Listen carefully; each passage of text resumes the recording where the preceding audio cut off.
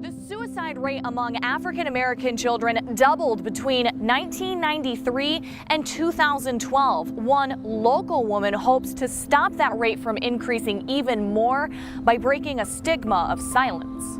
Stephanie Grimes' first suicide attempt started when she was in the 9th grade. I had a lot of issues with myself, like not really liking how dark I was, knowing that I was depressed, but not really knowing how to kind of contract those emotions. And she felt like she couldn't tell anyone, and she's not alone. There's a stigma to be strong, especially in the African American community.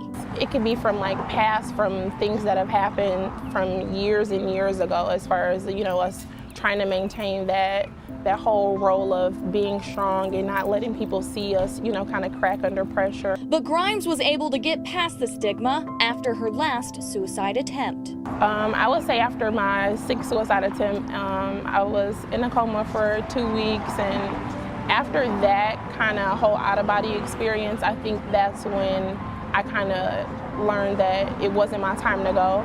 She started her own nonprofit organization for suicide prevention called Hope 360. The 3 symbolizes the 3 hospitals I was in, the 6 symbolizes the 6 times I attempted suicide, and the 0 is for God spared my life for me to be here.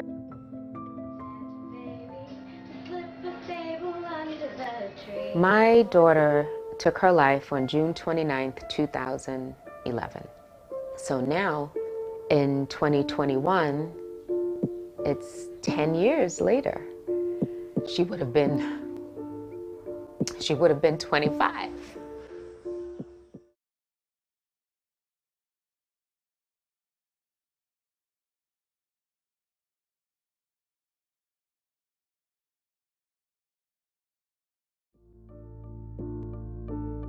This is a ring the alarm moment that we have to understand what is happening in terms of these increasing trends. Each succeeding generation of Blacks are becoming more susceptible to the forces that lead them to consider suicidal behavior. This is a tough period. This is a period of immense complicated grief. The pandemic and the murder of George Floyd, I don't know a Black person, Black kid who does not look at George Floyd and see themselves. One kind and caring adult can make all the difference. As you can see, suicide is real.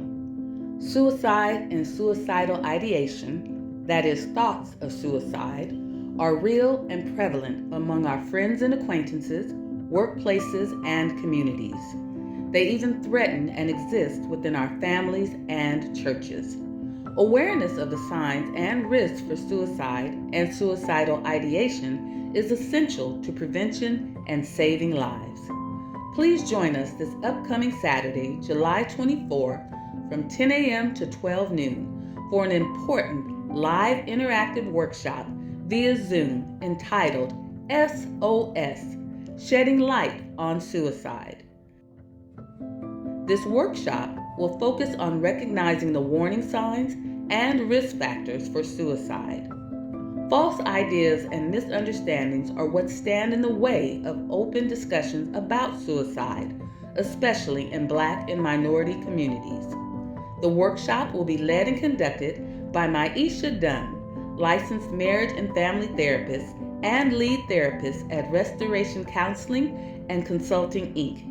This important workshop is for everyone who cares about saving lives within the communities, churches, and families where they live, serve, and love. To register, please text SOS and your full name to 562-684-8247 today. SOS is a presentation of Life Ministries' Spirit and Life Mental Health and Wellness Initiative.